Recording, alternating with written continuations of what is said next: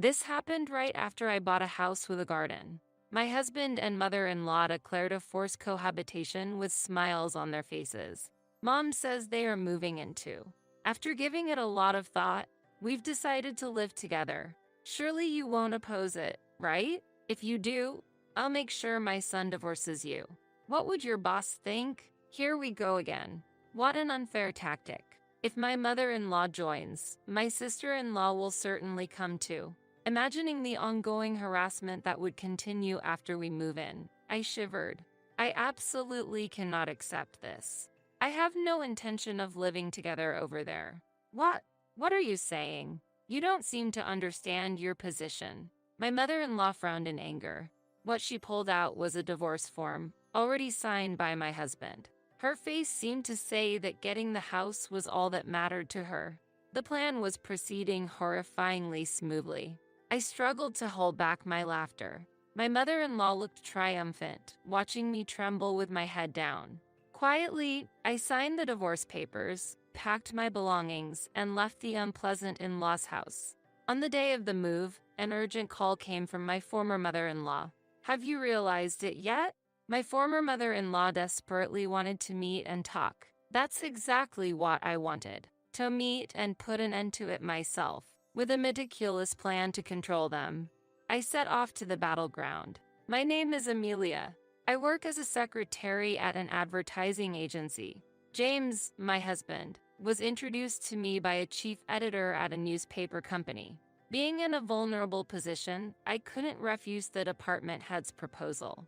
At the age of 29, after half a year of dating, I gave in to James's persistence and married him. I regretted making the wrong decision at a critical moment and have continued to regret it.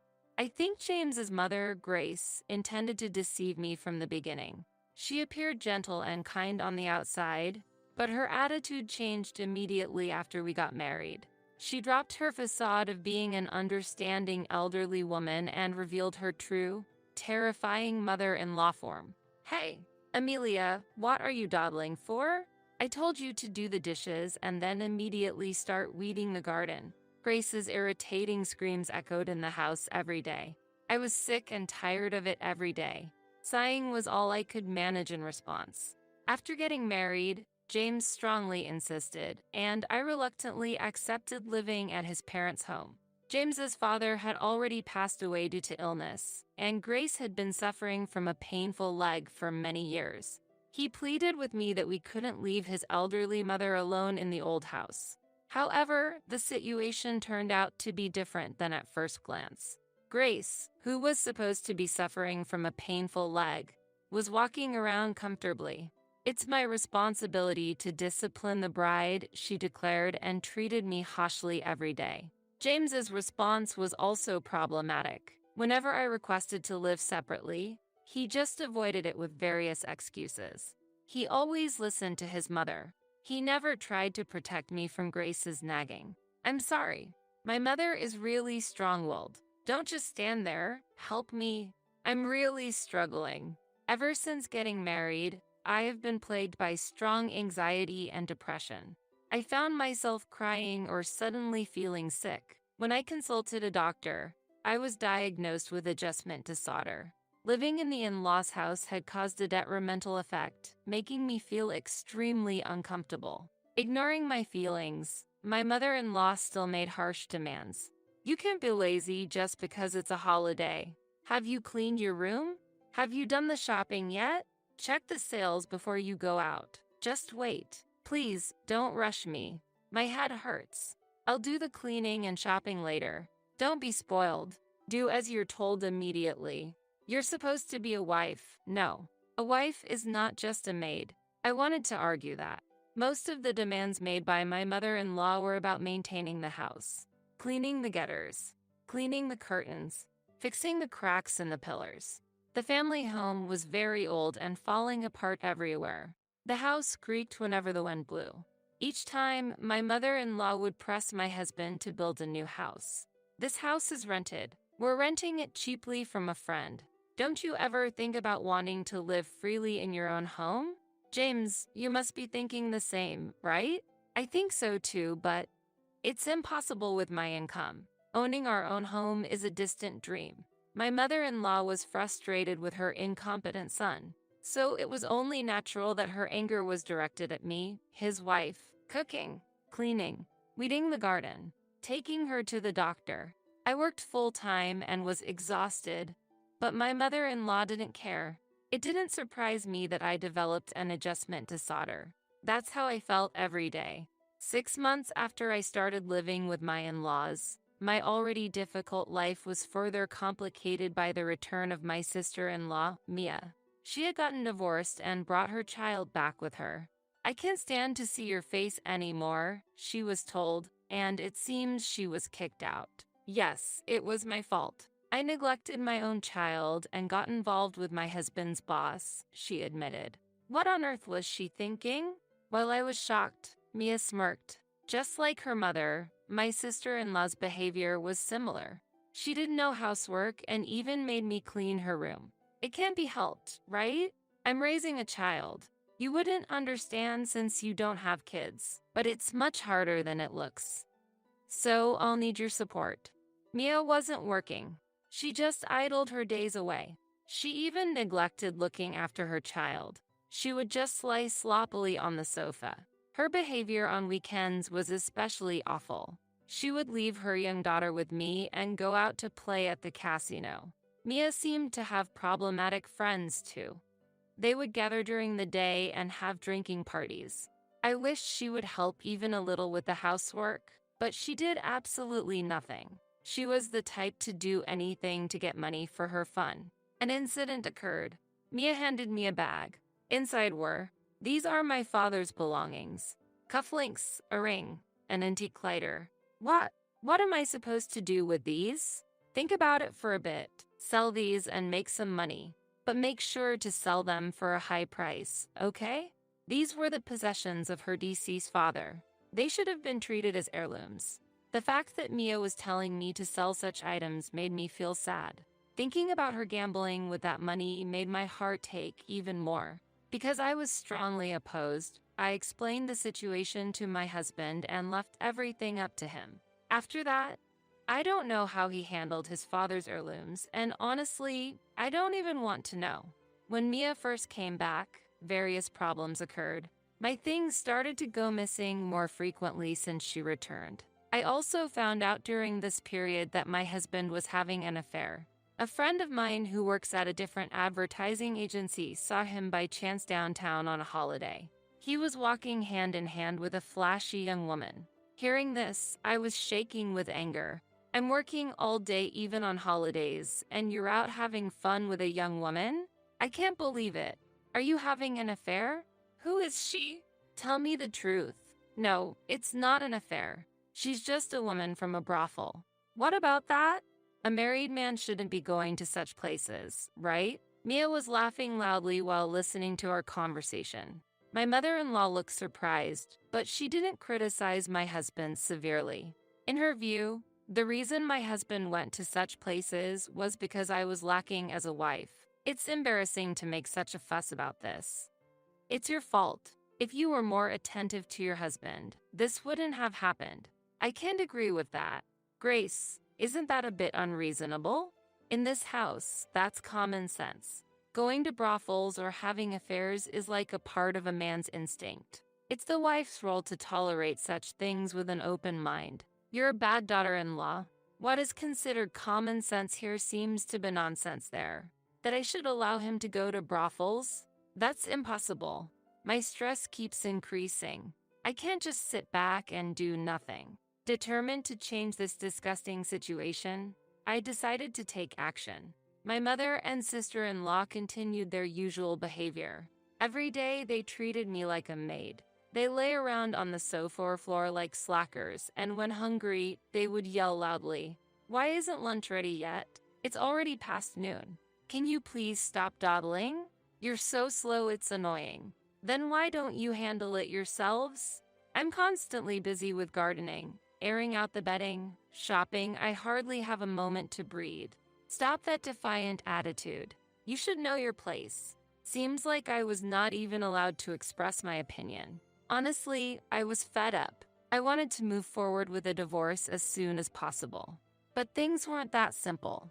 The chief at the newspaper company, who I was indebted to, had introduced me to my husband. My boss also asked me to maintain his good reputation. My mother-in-law knew this fact and often used it to her advantage, which was infuriating. I felt completely trapped. Day after day, I had to just sit still and bear with it. Then one day, my husband's affair became a clear reality.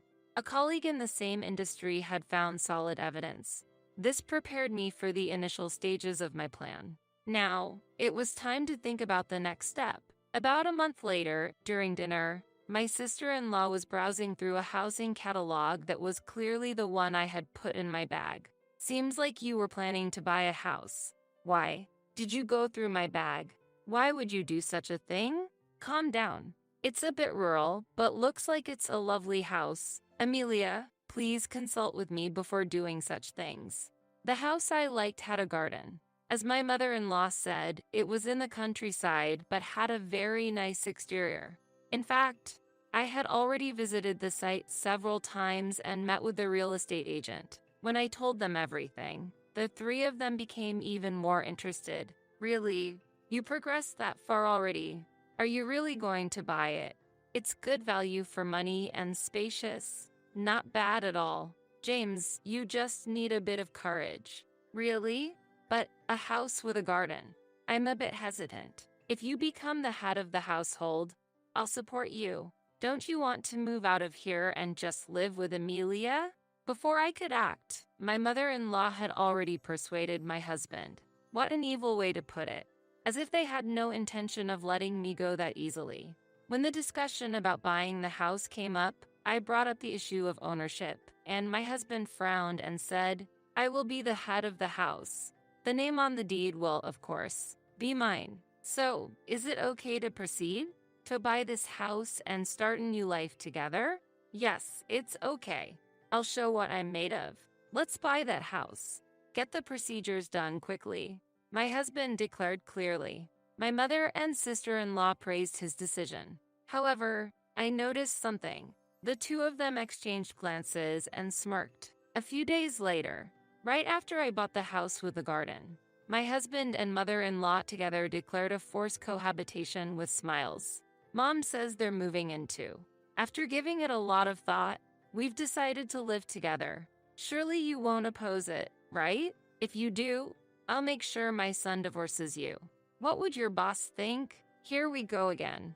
What an unfair tactic. If my mother-in-law joins, my sister-in-law will certainly come too. Imagining the ongoing harassment that would continue after we move in, I shivered. I absolutely cannot accept this. I have no intention of living together over there. What? What are you saying? You don't seem to understand your position. My mother-in-law frowned in anger. What she pulled out was a divorce form, already signed by my husband. Her face seemed to say that getting the house was all that mattered to her. If you hate it that much, then sign here. Okay, I'll sign. Let's get a divorce. I can't endure it anymore. Is that really okay with you? Amelia, are you satisfied with this? James, don't say anything more. Being with such a rude and incompetent woman is just frustrating. A young man like you can surely find a new wife soon. Those were very rude words. I quietly signed the divorce papers. My mother-in-law seemed satisfied with her victory. She didn't understand my feelings at all. The plan was proceeding horrifyingly smoothly. I struggled to hold back my laughter. A few days after moving into my new apartment, there were constant calls from my former mother-in-law on my phone. Looking at the date, I could confirm that today was their moving day. Have you realized it yet? The non-stop ringtone. Just like my former mother-in-law's persistence. No matter how much I ignored it, the calls didn't stop. Due to the persistent calls, I finally decided to answer the phone. My former mother-in-law launched into her anger without any preamble. I can't believe it. Why did you choose such a property? Hello. Please calm down. What's wrong? Can you tell me what the issue is? There's no use pretending. The problem lies with this house. You knew this house was full of problems when you bought it, didn't you? It has to be so. Indeed, that's true. The house I chose does have defects. The ground is very weak and often sinks. Even though it's a new building, doors and sliding doors may fail to close within a few years. There are old coal mine tunnels in the vicinity, which are well known to cause problems. This fact is well known among the local residents. They have built their homes on safe, stable ground. Meanwhile, innocent new residents who are not aware of this information often run into trouble. This time, I used such a problematic house to set a trap for those three. I had a hard time finding a defective house at a reasonable price with the help of a real estate agent. Of course, I intentionally let my former sister-in-law steal the real estate catalog from my bag. I deliberately placed the bag in a spot where she would easily notice it, making it easy for her to sneak a look. Unaware, they fell into the trap and moved into their new home. It was hard to hold back my laughter when signing the divorce papers. I wanted to tell everything, but I couldn't. I pretended not to know. A defective house?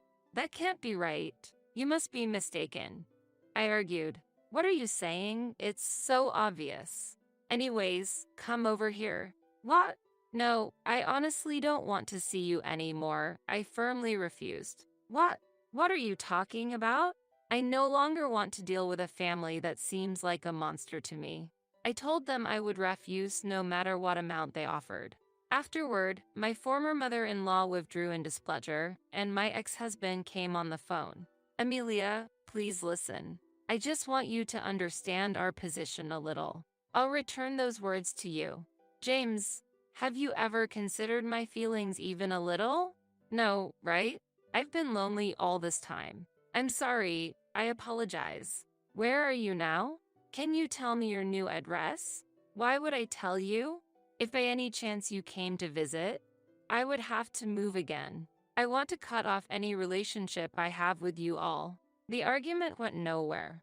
After a while, my former in-laws started making even more unreasonable claims. They insisted that the divorce was invalid and claimed we were still family. I had 2 colleagues at work witness and sign the divorce papers, which I submitted to the city hall. It's impossible for the divorce to be invalid. How lacking in understanding are they? Let's meet just once to talk. It's not getting resolved. Come on, I'm asking to, Amelia. Just once is fine. Let's settle things properly in person, okay? My former mother-in-law and ex-husband were insistent on meeting up. Even if I refused, they would likely contact me again. If that's the case, I might as well meet them in person to resolve things. All right, I'll meet you just this once. Really? Thank you. I appreciate it. But I will decide the place and time of the meeting, all right? Because there would be problems if they tried to ambush or follow me. I needed to leverage my position to avoid future troubles. Therefore, I carefully planned and called them to meet at a specific cafe. I arrived at the cafe 20 minutes late as scheduled. My former mother and sister-in-law, who had been kept waiting, were furious. My ex-husband just gave a wry smile. It was the reaction I had expected. How dare you keep your elders waiting? That's very rude. I don't want to hear about common sense from you. What do you want? How can you say that? I'm so angry. You pushed this defective house on us, and it's been a hassle. You need to take responsibility. I've told you many times. I didn't know. It was you who chose to live there, wasn't it? My former mother-in-law was at a loss for words. It seemed she couldn't deny it. She and my former sister-in-law had decided to live in the defective house by themselves. It appears that their previous residence was being renovated by the owner. As a result, the only place they could live now was that defective house. If you're done, I have something to say. I'm going to file a lawsuit and claim damages against you. Prepare yourself. What? Damages? A lawsuit. Why would you do such a thing? I don't understand. What have I done to you? Be specific. You have mentally pushed me to the point where I developed an adjustment to solder. Then, I presented a copy of the medical diagnosis I had received from the hospital. The 3 of them stared intently at it, especially my former mother-in-law, who could hardly hide her surprise. She must not have thought that I had been receiving psychiatric treatment. You probably never imagined how much pain your words could cost someone. It has been very hard for me. My chest hurt and I couldn't stop crying. It was that painful. That's just because you're weak. After all, I had to say those things because you were such a bad wife, weren't you? What you just said now, too. You've called me a bad wife many times. Did you know that such acts could be considered defamation? You could be punished with up to a year in prison or a fine of up to $2,000. What? That's a little bit too much. My former mother-in-law did not understand. She had no idea how immoral her actions were, the gravity of berating and hurting someone. Additionally, you might face another criminal charge for the threats you made about bringing up my divorce with my boss. Remember? That's considered extortion. Come on, you're exaggerating. It's not an exaggeration. By the way, the statutory penalty for extortion is up to 2 years in prison or a fine of up to $2,000. I won't back down. Just wait a moment. My former sister-in-law interjected, her eyes sharper than usual, a glimpse of her former delinquent self showing through. Her look said, I won't be intimidated by such threats. I've heard everything, but what's this? Are you threatening to use Mom's ignorance? Do you even have proof of the insults and threats? Actually, I do. I've been recording everything all along. What? You've been recording? Yes, I had been using a recording app on my smartphone all the while I was at my former in-law's house. There was plenty of audio evidence. I've prepared a file of all the abusive words thrown at me by my former mother-in-law. These recordings would substantiate the charges of defamation and extortion. Did you think I would remain a victim forever? Not just my mother-in-law, but you too, Mia. You could be liable for these crimes. What? Why? What have I done? Think about your actions. Haven't you committed crimes? Can you say you haven't troubled me? That's not true. Stop making things up. My former sister-in-law claimed her innocence. I showed her the screen of my smartphone. Her face changed color instantly, a natural reaction. Displayed on the screen was a scene of her rummaging through my bag. Clearly caught on video, she was searching through my bag while looking around cautiously. What is this? Why? How did you record this without me knowing? After you arrived, my belongings started disappearing, frequently makeup, jewelry, clothes, bags. I became suspicious, so I installed a hidden camera. That's horrible. Why would you do something like that? A wife doesn't have the right to do that. You're surprised. You should really think about who's truly being presumptuous here. The legal penalty for theft is up to 10 years in prison or a fine of up to $3,300. I'll be reporting this to the police later. My former sister-in-law was at a loss for words, trying to find a rebuttal but unable to speak. Her helplessness was evident. I have meticulously recorded details about everything I've lost. The extent of the damage was clear, so dealing with the police and lawyers will be straightforward. I am determined to address this thoroughly. I've resolved never to forgive these 3 people. The last one remaining, my ex-husband, was visibly nervous. If I were to rank whom I cannot forgive the most, it would be this man. I believe that a husband and wife were supposed to support each other. But it seems you were different, James, weren't you? From the beginning to the end, you were my enemy, weren't you? An enemy? I never intended that. I never thought that way at all. Please believe me. I was just trying to make things right today. Yeah, enough with the lies. I don't need you to make things right. My ex-husband has always been a cowardly, two-timing man. Always trying to be on the stronger side. In the past, he was always with my former mother-in-law and sister-in-law. Nothing has changed even now. He's trying to appease me somehow, hoping to escape the situation unscathed. If he had been a more decent person, we might still have been married. If he had proposed starting a new life, just the 2 of us, I might have accepted. Her name is Luna Jones, your affair partner, right? What? How? How did you? How do I know? I just had someone investigate. A skilled friend of mine. I even have photos of you and Ms. Jones entering a hotel. Look, here they are. No, don't show me. Please don't. When I tried to show him the smartphone screen, my ex-husband quickly became agitated and tried to stop me. He was embarrassed by the revelation of his infidelity, though for him, it should have been no big deal. When it came to morals and ethics, all three of them already had lost them. They were such a like-minded family. I put the smartphone and the copy of the diagnosis back in my bag. There was no more evidence to present. It seemed like my former mother-in-law, ex-husband, and former sister-in-law had already lost the will to resist. They were afraid of being reported to the police if they did anything wrong. They looked visibly frightened, but unfortunately for them, I was fully intent on consulting the police regardless of their actions. The police will probably visit you soon. It would be wise not to run away. Otherwise, your punishment might become even more severe. Also, make sure you never follow me again, okay? Amelia, don't say such harsh things. Weren't we a couple just a while ago? Indeed, but honestly, I consider our marriage a failure. I feel relieved now that we're no longer married. If you try to follow me, be prepared, because I'll sue you on that point too. Not to ambush me in front of the company. Not to contact me unless absolutely necessary. After making a few simple agreements with them, I left the cafe. After I left the shop, they were still looking down. Words cannot be contained. My ex-husband's divorce quickly became public knowledge at his company. The reason for the divorce, his affair and mistreatment of his wife, became widely known within the company.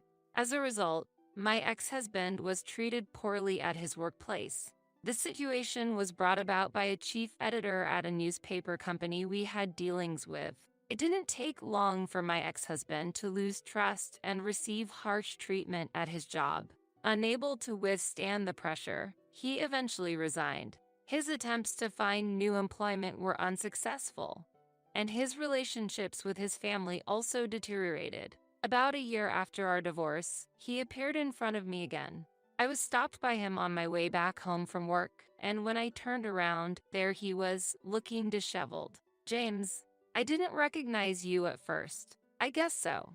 I've been told a lot recently that I look different. He clearly looked like he had been through a lot. No wonder, since my former mother and sister-in-law were convicted and fined. Furthermore, the hidden camera footage I uploaded online unexpectedly became popular, making my former sister-in-law infamous.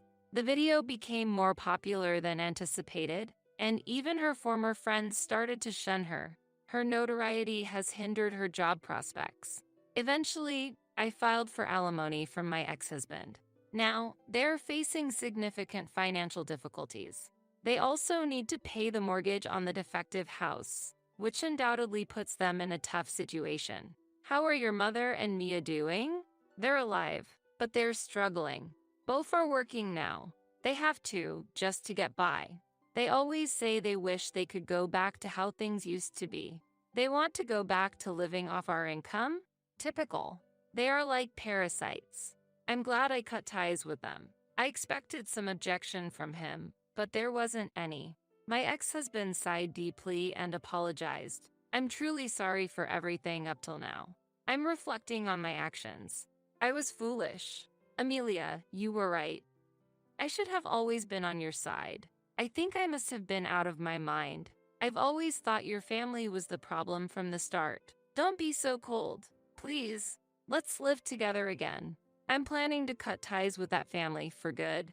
I'm serious. You're all I have. Is that so? Unfortunately, I'm already seeing someone else. There's no chance of us getting back together, and even if I were single, I wouldn't consider reconciling with you. When I made this clear, my ex-husband collapsed to his knees right then and there. However, I was not about to be fooled by an act meant to garner sympathy now. If I were a harsher person, I might have spat at him right there. I left him where he was and continued on my way home. After that, there was no further contact from him. The person who informed me of this was the real estate agent who had helped me. I heard that the lives of my former mother-in-law, ex-husband, and former sister-in-law had become quite turbulent. The three of them blamed each other for their poverty, and their relationships gradually worsened. From their house, sounds of arguments and breaking glass could be heard late into the night. They tormented each other yet couldn't seem to separate, trapped in a miserable relationship. It was like a living hell.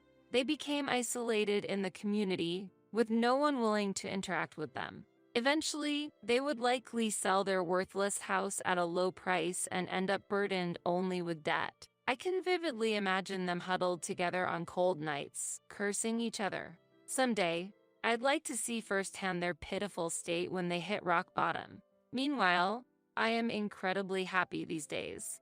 My past experiences have shaped who I am today.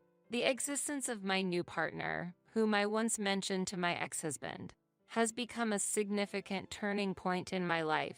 He is a highly capable salesperson at a major corporation, respected by many for his work. He respects others' values, and his calm, mature demeanor is well liked by many, including me. He is also divorced. We share a common past as divorcees and show deep understanding for each other.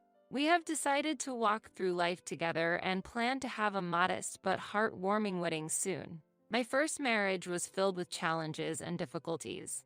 Those experiences are still fresh in my memory, and sometimes just remembering the pain brings tears to my eyes. However, my current partner's gentle support quickly warms my heart again. I can't fully express how much his presence means to me. I feel like I have found the place I truly belong to and have gained the sense of relief I had long been searching for. I am convinced that I reached this point by taking a detour and accumulating many experiences. Because of my painful past, I believe I can now be kinder and more compassionate towards others. These experiences motivate me to build a positive and bright future. I believe that every moment in life has value and lessons to be learned. Lately, this belief has strengthened, and I feel fulfilled every day. A new chapter in my life is beginning, and it is very bright and